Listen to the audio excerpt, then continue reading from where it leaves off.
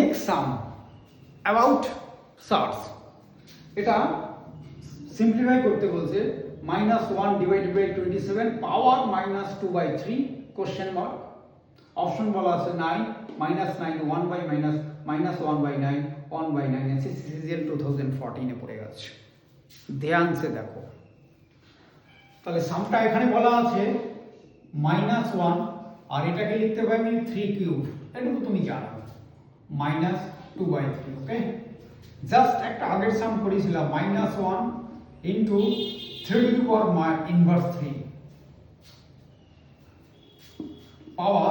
-2/3, sorry এই 3 কেটে যাবে, পরে থাকবে মাইনাস, মাইনাসে মাইনাসে প্লাস 3 স্কোয়ার মতলব -9। তাহলে পেয়ে গেলাম অপশন বি।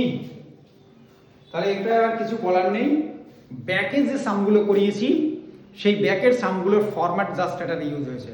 তোমাকে দেখতে হবে স্যার সামটা করিয়েছে কি ফরম্যাট ইউজ করেছে, কিভাবে করিয়েছে সেটা না, কি ফরম্যাট ইউজ করেছি সেই ফরম্যাটটা তোমাকে ভালো করে একবার দেখে রাখা হয়েছে।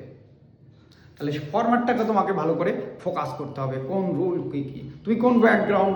মেজরিটি আমার কাছে পড়তে এসে বলে স্যার আমি আর্টস ব্যাকগ্রাউন্ড, আমার দ্বারা অঙ্ক হবে না। This is too much wrong.